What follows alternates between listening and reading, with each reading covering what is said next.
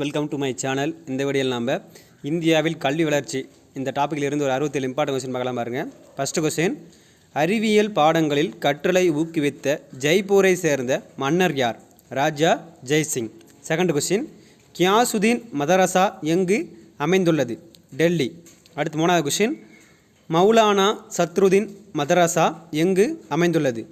ஷாஜகானாபாத். அடுத்து நாலாவது கொஸ்டின், ஸ்ரீரங்கத்தில் அகோபில மடம் நிறுவியவர் யார்? ஸ்ரீ ராமானுஜர்.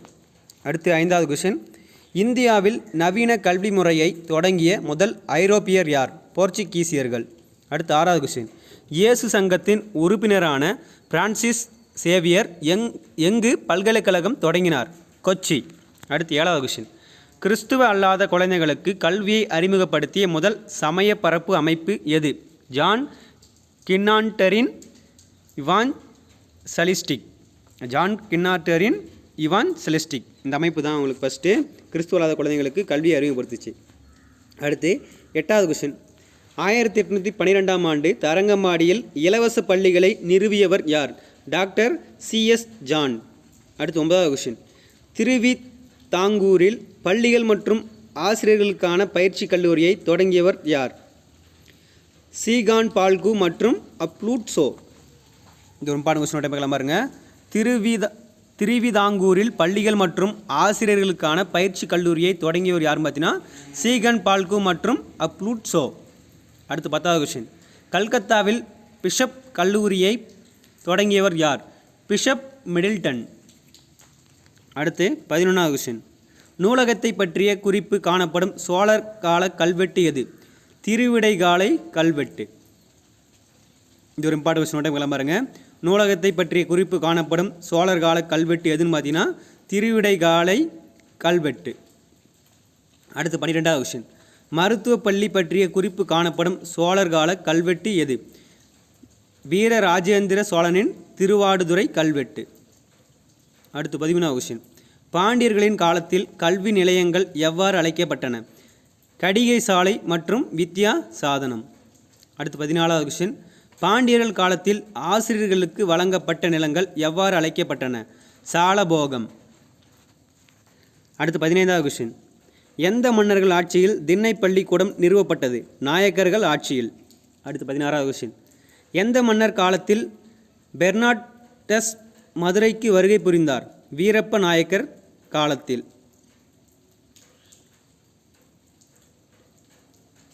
அடுத்து 17வது கொஸ்டின், தஞ்சை சரஸ்வதி மகால் நூலகத்தை நிறுவியவர் யார்? 2ஆம் சரபோஜி. அடுத்து 18வது கொஸ்டின், தஞ்சாவூரில் தேவநாகரி எழுத்து முறையிலான அச்சுக்கூடத்தை அமைத்தவர் யார்? 2ஆம் சரபோஜி. அடுத்து 19வது கொஸ்டின், மதராஸ் மாகாணத்தில் மேற்கத்திய கல்வியை அறிமுகப்படுத்தியதில் மிகப்பெரிய பங்காற்றியவர் யார்? ஆளுநர் சர் தாமஸ் மன்றோ. இது ஒரு இம்பார்ட்டன்ட் கொஸ்டின் பாருங்க. மதராஸ் மாகாணத்தில் மேற்கத்திய கல்வியை அறிமுகப்படுத்தியதில் மிகப்பெரிய பங்காற்றியவர் யார்? ஆளுநர் சர் தாமஸ் மன்றோ. அடுத்து 20வது கொஸ்டின், எந்த ஆங்கிலேயரின் ஆட்சி காலத்தில் மாவட்ட ஆட்சியர் மற்றும் தாசில்தார் பள்ளிகள் நிறுவப்பட்டன? ஆளுநர் சர் தாமஸ் மன்றோ. அடுத்து 21வது கொஸ்டின், வட்டார மொழி கல்வியினை தீவிரமாக முன்மொழிந்தவர் யார்?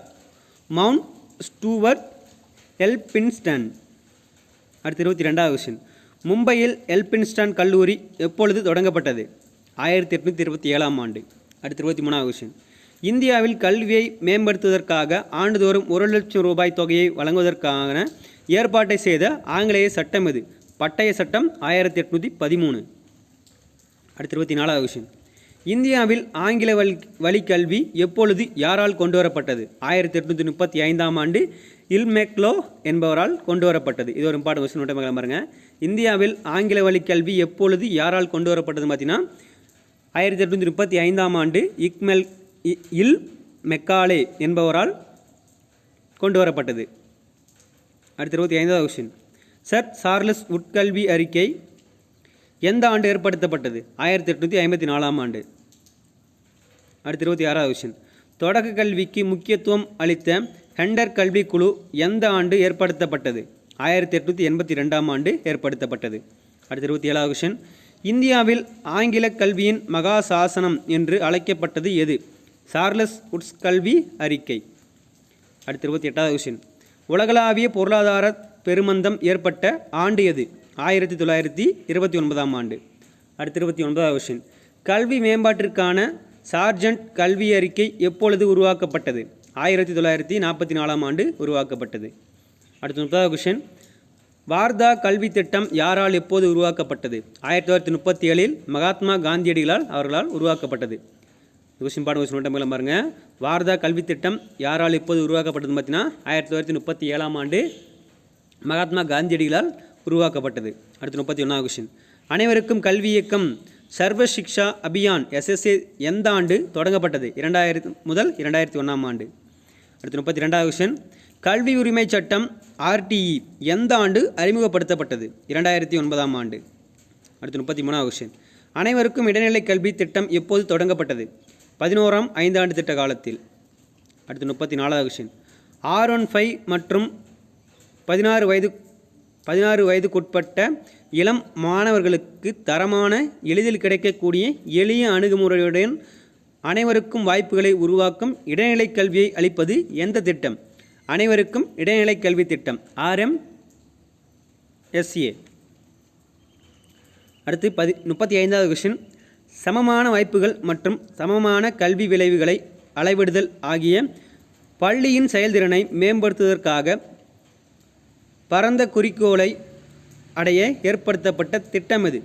சமக்ர ஷிஷே. அடுத்து 36வது கொஸ்டின். பண்டைய தமிழ்நாட்டில் ஆசிரியர்கள் எவ்வாறு அழைக்கப்பட்டனர்? கணக்காயர். அடுத்து 37வது கொஸ்டின். பல்லவர் காலத்தில் கல்வி நிறுவனங்கள் எவ்வாறு அழைக்கப்பட்டன? கடிகை நிலையங்கள். அடுத்து 38வது கொஸ்டின். காஞ்சி நகரமானது கற்றலின் மையமாக விளங்கியதை கூறிய சீன பயணியார்?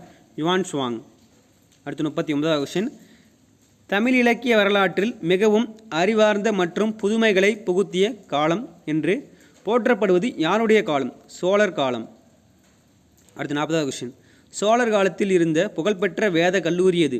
ராஜராஜன் சதுர்வேதி மங்கலம். அடுத்து 41வது கொஸ்டின். வேதம் என்ற சமஸ்கிருத சொல்லின் பொருள் யாது? அறிவு. அடுத்து 42வது கொஸ்டின். வித் என்ற சமஸ்கிருத சொல்லின் பொருள் யாது? அறிதல். அடுத்து 43வது கொஸ்டின். தட்சசீலம் தற்பொழுது எங்கு அமைந்துள்ளது? வடமேற்கு பாகிஸ்தான். அடுத்து 44வது கொஸ்டின். தட்சசீலம் எப்போது உலக பாரம்பரிய தலமாக அறிவிக்கப்பட்டது? 1980ஆம் ஆண்டு. அடுத்து 45வது கொஸ்டின். தட்சசீல பல்கலைக்கழகத்தின் இடிபாடுகளை கண்டுபிடித்தவர் யார்? Alexander Cunningham. அடுத்து 46வது கொஸ்டின். நாலந்தா பல்கலைக்கழகம் எங்கு உள்ளது? ராஜகிரகம், பீகார். அடுத்து 47வது கொஸ்டின். நாலந்தா பல்கலைக்கழகம் எந்த காலம் வரை செயல்பட்டது? கிபி 5ஆம் நூற்றாண்டு முதல் கிபி 12ஆம் நூற்றாண்டு வரை செயல்பட்டது. அடுத்து 48வது கொஸ்டின். முஸ்லீம்கள் ஆட்சியில் தொடக்க பள்ளிகள் எவ்வாறு அழைக்கப்பட்டன? மக்தத். அடுத்து 49வது கொஸ்டின். முஸ்லீம்கள் ஆட்சியில் இடைநிலை பள்ளிகள் எவ்வாறு அழைக்கப்பட்டன? மதரசா. அடுத்து 50வது கொஸ்டின்.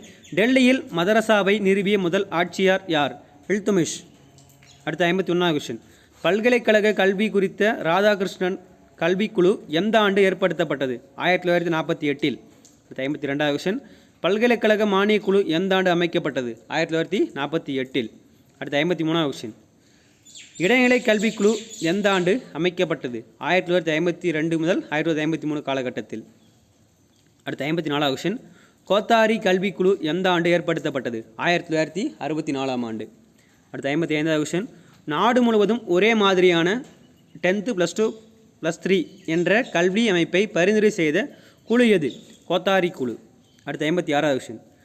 14 வயது வரையிலான அனைத்து குழந்தைகளுக்கும் இலவச மற்றும் கட்டாய தொடக்க கல்வியை அறிமுகப்படுத்திய குழு எது? கோத்தாரி கல்விக்குழு. அடுத்து 57வது கொஸ்டின். சுதந்திர இந்தியாவின் முதல் தேசிய கல்விக் கொள்கை எந்த ஆண்டு ஏற்படுத்தப்பட்டது? 1968ஆம் ஆண்டு. அடுத்து 58வது கொஸ்டின்.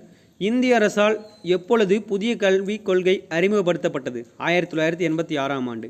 அடுத்து 59வது கொஸ்டின். தொடக்க கல்விகளை தேசிய அளவில் மேம்படுத்துவதற்காக ஏற்படுத்தப்பட்ட திட்டம் எது? கரும்பலகை திட்டம். அடுத்து 60வது கொஸ்டின். எந்த ஆண்டு கல்வித்துறை மானிய பட்டியலிலிருந்து பொதுப்பட்டியலுக்கு மாற்றப்பட்டது? 1976ஆம் ஆண்டு. அடுத்து 61வது கொஸ்டின். சென்னை பல்கலைக்கழகம் எப்போது நிறுவப்பட்டது? 1857ஆம் ஆண்டு. அடுத்து 62வது கொஸ்டின். உள்ளூர் வாரிய சட்டம் எப்போது நிறைவேற்றப்பட்டது? 1882ஆம் ஆண்டு. அடுத்து 63வது கொஸ்டின். அண்ணாமலை பல்கலைக்கழகம் எந்த ஆண்டு உருவாக்கப்பட்டது? 1929ஆம் ஆண்டு. அடுத்து 64வது கொஸ்டின். எந்த ஆண்டு காந்தி கிராமிய கல்லூரி ஏற்படுத்தப்பட்டது? 1975ஆம் ஆண்டு. அடுத்து 65வது கொஸ்டின். எந்த ஆண்டு பள்ளிகளில் மத்திய உணவு திட்டம் அறிமுகப்படுத்தப்பட்டது? 1956ஆம் ஆண்டு. அடுத்து 66வது கொஸ்டின். தமிழ்நாட்டில் சத்துணவு திட்டம் எந்த ஆண்டு கொண்டு வரப்பட்டது? 1982ஆம் ஆண்டு. அடுத்து 67வது கொஸ்டின். தேசிய கல்விக் கொள்கை எந்த ஆண்டு உருவாக்கப்பட்டது பார்த்தீங்கன்னா 1992ஆம் ஆண்டு. ஓகே ஃப்ரெண்ட்ஸ், இந்த டாபிக் கொஸ்டின் முடிஞ்சு. அடுத்து next important point question answer பார்க்கலாம். வெல்கம்.